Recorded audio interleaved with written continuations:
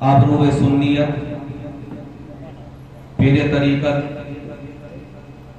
रहबरे राह शरीयत हजरत कारी अब्दुल लतीफ साहब की बिला अलैहि रहमत व रिज़वान की ज़ाते पाक। सुभान अल्लाह, सुभान अल्लाह। मैंने उनसे मजीद वजाहत के लिए अर्ज किया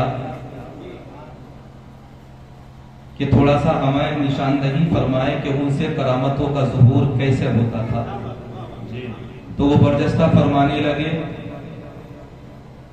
कि 2 लोगों के खाने को 10 लोगों को शिकम सैर होकर के खिला देना, ये तो कारी साहब की अदनासी करामत थी। वाह वाह, सुभान अल्लाह, सुभान अल्लाह।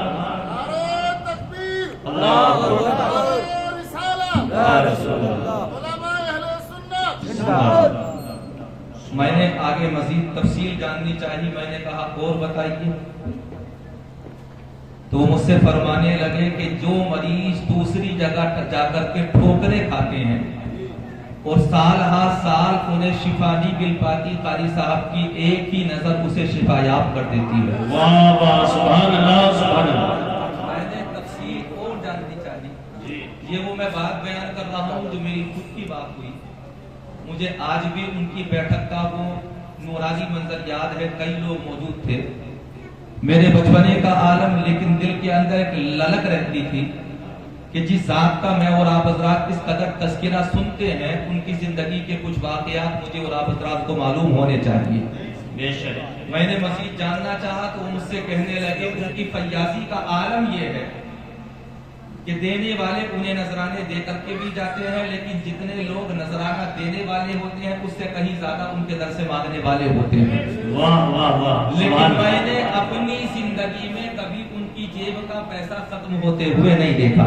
सुभान अल्लाह, सुभान अल्लाह। जिम्मेदारी के साथ बयान कर रहा हूँ। इख्तिसासुल उलमा के मलफूजात हैं जो आप हजरात के गोशगुजार कर रहा हूँ। मैंने कहा और बताइए। तो वो मुझसे कहने लगे, मुझसे फरमाने लगे, सुनो, मैंने अपनी हयात ज़ाहिरी में अगर कोई चलता फिरता वली देखा है तो उसे बुलबुल साबरी कहा जाता है। सुभान अल्लाह, सुभान अल्लाह। कारी रईसुद्दीन साहब इस्तिक़बाल है, आप तो मानिए जलसा है। अल्लाह आपको सलामत रखे, अल्लाह पाक आपकी उम्र दराज फरमाए, आमीन। तो उसी खानवादे से आबरूए तसव्वुफ, और यकीनन मेरा जुमला नफातुल्लाह है। आबरूए तसव्वुफ ये वो बारगाह है कि जहां से छोटों को भी फैज़ मिला और जहां से बड़ों को भी फैज़ मिला। ये वो बारगाह है जहां पहुंचने के बाद में बहुत बहुत बड़े बीमारों को शिफा मिली। एक शख्स का वाकया मैं बयान करूं, हालांकि वो दूसरे मसलक से ताल्लुक रखने वाला शख्स है। वो मुझसे कहने लगे, बोले मेरे बचपने में मुझ पर मिर्गी के दौरे पड़ा करते थे। मैंने न जाने कितने तबीबों को दिखाया, हकीमों को दिखाया, मुआलिजों को दिखाया, लेकिन कहीं से मुझे शिफा ना मिल सकी, कहीं से मुझे फायदा नहीं हुआ। किसी ने बता दिया, वो संभल के रहने वाले थे, आज भी जिंदा है, नाम नहीं खोलना चाह रहा हूं किसी वजह से। मैं उनसे कहने लगा, बताइए फिर आपको फायदा कहां से हुआ? बोले बचपन में तमाम मुआलिजों ने जवाब दे दिया था और ये कह दिया था कि तुम्हें कहीं से फायदा नहीं होगा, ये जो दौरा पड़ने का सिलसिला है ये हमेशा बाकी रहेगा। किसी ने मुझे पता बताया, मैं बुलबुल साबरी कारी अब्दुल लतीफ साहब की बिला की बारगाह में गया और वहां पहुंचने के बाद में अभी अपने दिल की बात मैंने कहीं भी नहीं की। आपने बर्जस्ता फरमाया, जा अल्लाह ने तुझे शिफा अता फरमा दी। मेरी जिंदगी का इतना हिस्सा गुजर गया, लेकिन उसके बाद में आज तक जिंदगी में मुझे कभी दोबारा मिर्गी का दौरा नहीं। नारे तकबीर, नारे रिसालत, मस्तके आला हज़रत उलमाए अहले सुन्नत हज़रत मौलाना असनाद वाला साहिब किबला। सुभान अल्लाह, सुभान अल्लाह, जिंदाबाद। अब थोड़ा सा अगर आप हज़रात की इजाजत दें तो गुफ्तगू शुरू करूं। बात समझ में आ रही? कहिए सुभान अल्लाह। थोड़ा सा जो आगे कुर्सी है, थोड़ा सा आगे बैठ जाओगे, मुझे समझाने में, आपको समझने में आसानी पैदा हो जाएगी। आ जाइए थोड़ा सा। ये जो हमारे बुजुर्ग बैठे हुए हैं, क्या आ जाए? अरे आपने बड़े नशे व फराज देखे हैं दुनिया के। हर जगह आदमी अगली जगह तलाश करने की कोशिश करता है। हर जगह कोशिशें ये होती हैं कि अगली कुर्सी मिल जाए, लेकिन ईमानदारी से बताऊं, आज आप जिस महफिल की जीनत बते हुए हैं, अल्लाह की कसम दुनिया की कुर्सी तो बेवफा होती है, इसने आज तक कभी किसी का साथ नहीं दिया। बड़े बड़े परवारगाहों को मिली, बादशाहों को मिली, शहंशाहों को मिली, परवारगाहों को मिली, ओहदेदारों को मिली, मनसबदारों को मिली, लेकिन आज तक इस कुर्सी ने कभी किसी के साथ वफा नहीं की। मेरी और तुम्हारी भी साथ क्या है? फारसी जबान में मैंने एक वाकया पढ़ा है, सिकंदर बादशाह, नाम तो सुना है आप हजरात ने, सिकंदर बादशाह। पर जो है, अच्छा समझ में आए तो थोड़ा सा बोलते रहे, ताकि मुझे लगे कि मेरी बात आप हजरात तक आसानी से पहुंच रही है और आप हजरात मेरी बात को कैच कर रहे हैं, समझने की कोशिश कर रहे हैं। सिकंदर बादशाह जानते हो कितना बड़ा बादशाह था? जब घर से निकला था, ये इरादा लेकर निकला था पूरी दुनिया को फतेह करके वापस आऊंगा, पूरी दुनिया को फतेह करके, मशरिक से लेकर के मगरिब तक, शिमाल से लेकर के जुनूब तक अपने फतेह जाबी के झंडे नस्ब करना चाहता था। वो पूरी दुनिया पर हुकूमत करना चाहता था, लेकिन उसे खबर नहीं थी पूरी दुनिया पर अगर कोई हुकूमत कर सकता है तो उसे अहकमुल हाकिमीन कहा जाता है। दुनिया ना तो आज तक किसी को मिली और दुनिया ना हज़रात कभी किसी को मिल पाएगी। जानते हो दुनिया बेवफा है, दुनिया ना पायदार जगह है, दुनिया में आज तक हमेशा कोई रहा नहीं। बड़े बड़े बादशाह पैदा हुए, अगर नामो निशान तलाश करना चाहोगे तो मिलेगा नहीं। राज से जाकर के पूछो पता तेरी बनाई हुई जन्नत कहाँ है, कानून से जाकर के पूछो पता तेरे खजाने कहाँ है, फिरौन से जाकर के पूछो पता तेरी बादशाहत कहाँ है, हामान से जाकर के पूछो पता तेरी वजारत कहाँ है, बड़े बड़े शहंशाहों से जाकर के पूछो बताओ तुम्हारी शहंशाहियत कहाँ है, तो जवाब मिलेगा जिनके पहलू में हजारों रंग के फानूस थे, झाड़ उनकी कब्र पर है और निशान कुछ भी नहीं।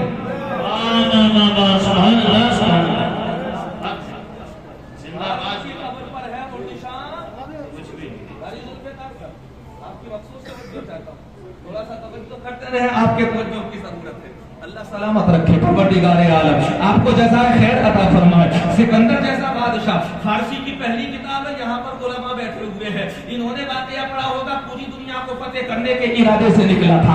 आज के वक्त में भी तुम ये सोच रहे हो कि ये बादशाहतें, हुकूमतें हमेशा रहेगी, हुकूमतों का काम है बदलना। अगर कोई शय नहीं बदलती तो उसे कुरान पाक कहा जाता है, तो उन्हें सुना नहीं है। बदला जाएगा, बदलेगा जमाना लाख मगर कुरान न बदला जाएगा। हुकूमतें बदलने के लिए होती है, इख्तियार बदलने के लिए होते हैं, कुर्सियां बदलने के लिए होती हैं। इसलिए पैगाम देना चाहता हूँ लोगों सुनो, कुर्सियां बदलती है, आयतुल कुर्सी कभी नहीं बदलती। आज के जलसे में तुम कुर्सियां हासिल करने नहीं आए, बल्कि आयतुल कुर्सी का फैज हासिल करने आए हो। आयतुल कुर्सी का फैज हासिल करने आए हो तो आवाज से आवाज मिलाकर कहो सुभान अल्लाह। समझ में आ रहा? थोड़ा सा बढ़ाओ बात को आगे। अभी तो मैंने खुतबा भी नहीं पढ़ा है, अभी तो तमहीदी जुमले चल रहे हैं, थोड़ा सा आगे बात बढ़ाते हैं। पूरी दुनिया को फतेह करने के इरादे से निकला था सिकंदर, पूरी दुनिया को फतेह करके वापस आऊंगा। कैसा बादशाह होगा? हिफाजती दस्ता भी साथ में है, सिपाही भी साथ में है, लश्कर भी साथ में है, साजो सामान भी साथ में है, तेगो तीरो तबर भी साथ में है, शमशीरें भी साथ में है, नेज़े और भाले भी साथ में है। पूरी दुनिया को फतेह करने के इरादे से निकला था, मशरिक से लेकर के मगरिब तक, शिमाल से लेकर के जुनूब तक, जहां भी जाऊंगा फतह नुसरत के झंडे लहराता हुआ आगे बढ़ूंगा। अल्लाह की कसम आगे बढ़ता रहा, लेकिन वहां तक ही तो बढ़ता जहां तक रब ने इजाजत दी थी। बेशक अल्लाह जिसे बढ़ाना चाहे वो बढ़ेगा जी, और अल्लाह जिसे घटाना चाहे पूरी दुनिया की ताकतें और बेईमानियां भी उसे आगे नहीं बढ़ा सकती।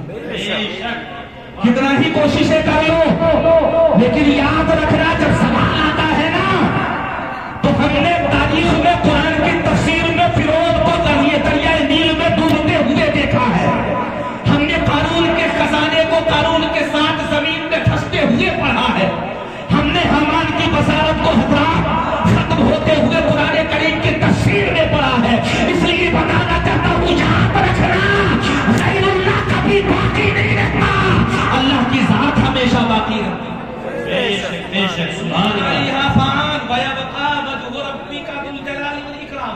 पूछो कुरान पाक से। अब आओ हजरात थोड़ा सा आगे बढ़ते हैं। बादशाह ने सोचा था कि मैं पूरी दुनिया को फतेह करके वापस आऊंगा, क्या इरादा होगा उसका, क्या अज़्म लेकर के निकला होगा, लेकिन याद रखना दुनिया पर आज तक कभी भी किसी ने कब्जा नहीं पाया।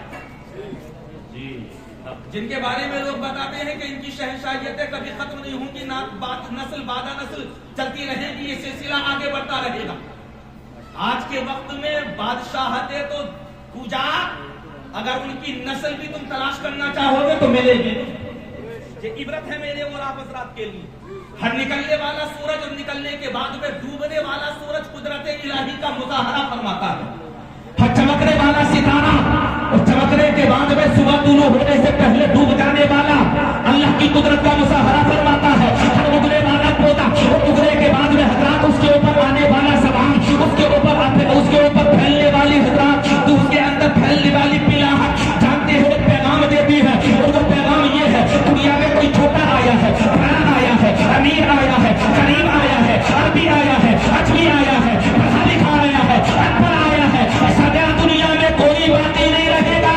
अल्लाह ने दुनिया को ना पायदार बनाया है ना, तो दुनिया खत्म होकर के रहेगी।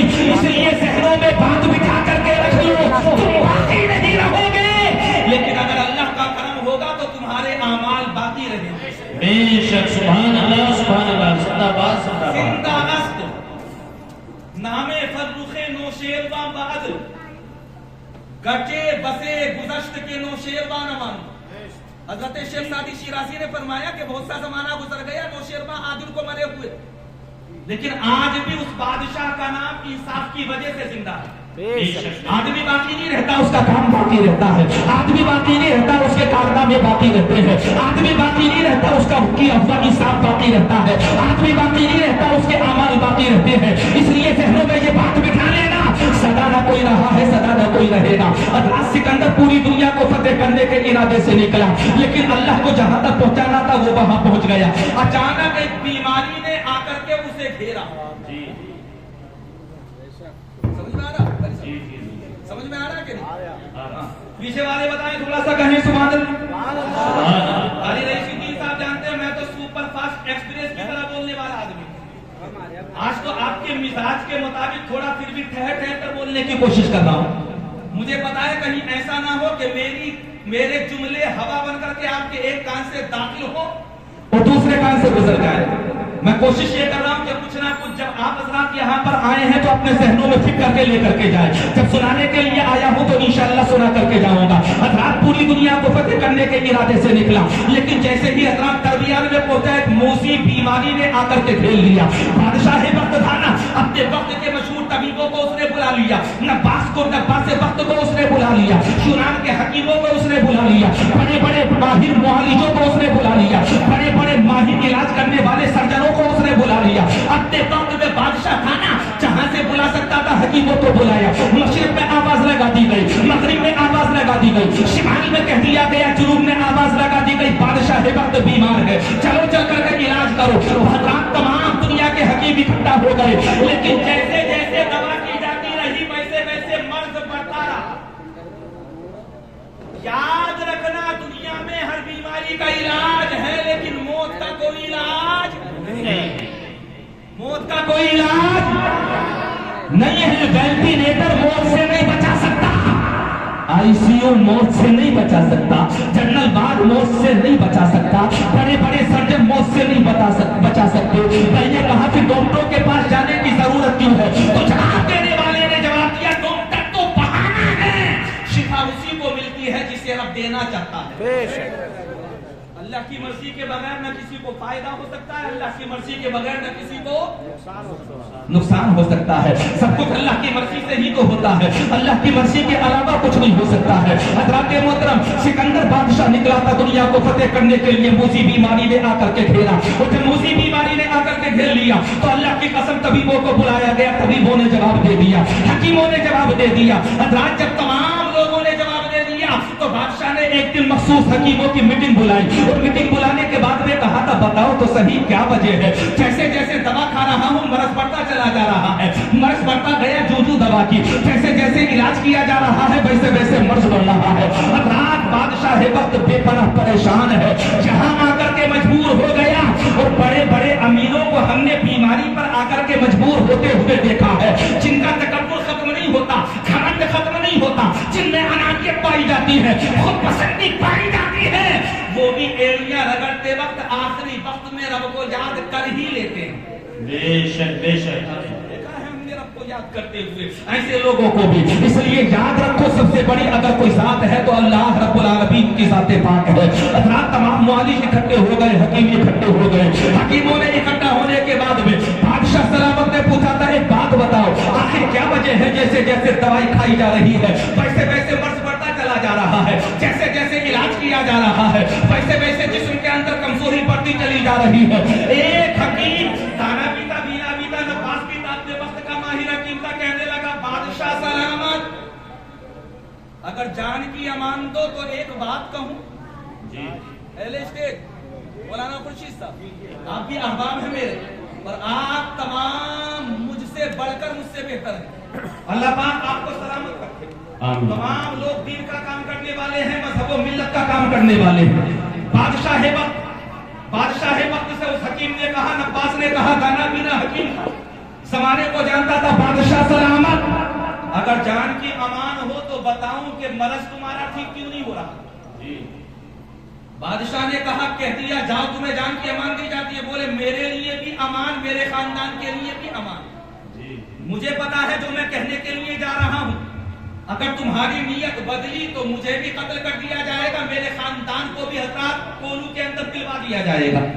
मुझे पता है बादशाहों का मिजाज कितना नाजुक होता है। अगर तुम मुझे जान की अमान दो तो बात कहो। बादशाह ने कहा था जान की अमान है, एक बात तो बता, कहना क्या चाहता है। बोले बादशाह सलामत, पहले लिख कर तो दे दो कि मुझे जान की अमान है कि नहीं। तुम्हारी जबान का कोई भरोसा नहीं, मैं कह दूं और तुम्हारे जो सिपाही है वो मुझे कत्ल कर दे, मेरे घर वालों तो मेरे खानदान को कत्ल कर दे, पहले लिख करके दे दो। लिख करके दे दिया गया, बादशाह की मोहर लगा दी गई। हकीम ने बादशाह के कान के करीब मुंह किया और तू करने के बाद में कहा था, बादशाह सलामत सुनो, दुनिया में हर मरज का इलाज है लेकिन दुनिया में मौत का कोई इलाज नहीं है। बेशक बेशक तुम्हारी मौत का वक्त करीब आ चुका है, तुम्हारी मौत का वक्त करीब आ चुका है। बादशाह सलामत, मैं तुम्हें ये बताना चाहता हूँ, अब तैयारी कर लो आखिरी वक्त की। ऐसा लग रहा है तुम्हारी मौत का वक्त करीब आ चुका है। बेहतर से बेहतर दवाइयाँ हमने तुम्हें दी, अच्छे से अच्छा इलाज हमने तुम्हारा किया, जहां तक हो सका कोशिशें की हमने तुम्हें बचाने की। लेकिन अब मेरा दिल ये कहता है कि बचने के आसार नजर नहीं आ रहे हैं। तौबा करने का वक्त है, तौबा कर लो। बादशाह ने कहा, मुझे पता चल गया मेरी मौत का वक्त करीब आ रहा है, लेकिन मैं भी तुम्हें एक नसीहत करना चाहता हूँ और वो नसीहत ये है कि मैं जब मर जाऊं तो मरने के बाद मुझे जब कफन में लपेटा जाए तो मेरे हाथों को कफन से बाहर कर देना,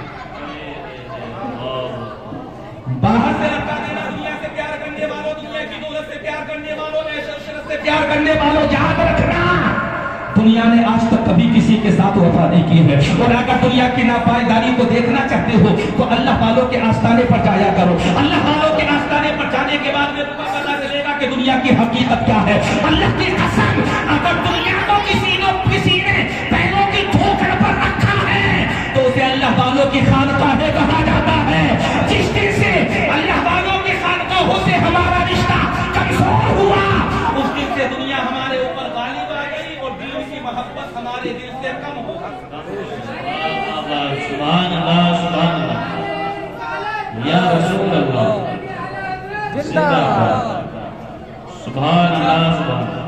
अभी चंद दिनों पहले एक साहब मुझसे पूछने लगे कि हम तुम लोग के यहाँ पर हिंदुस्तान है, कई धर्म के लोग रहते हैं जी। सिखों की खुसूसियत ये है कि उनके यहाँ का लंगर कभी खत्म नहीं होता। एक खासियत है कि नहीं, उनके यहाँ लंगर का सिलसिला कभी खत्म नहीं होता। मैंने कहा काबिल कबूल बात है, बात किसी भी धर्म की हो अगर अच्छी हो तो वो काबिल कबूल होती है, उसे कबूल करना चाहिए। मैंने कहा ठीक है, सिख लोगों की जिंदगी का असल मशगला होता है भूखों को खाना खिलाना, और वो अपनी जायदाद अपनी दौलत में एक मखसूस हिस्सा रखते हैं जिसके जरिए से वो अपने अपने जो मखसूस इबादत गाहें हैं उसमें हजरात लंगर का इंतजाम करते हैं, गरीबों को खाना खिलाने का इंतजाम करते हैं। आप हजरात ने सुना होगा, इस तफसील में नहीं जाना चाहता। जब वो साहब मुझसे ये कहने लगे, मैंने कहा एक बात बताइए, सिखों के जो सबसे बड़े धर्म गुरु थे वो किसके मुरीद थे। तो मुझसे कहने लगे हजरत बाबा फरीदुद्दीन गंज शकर रहमतुल्लाह अलैह।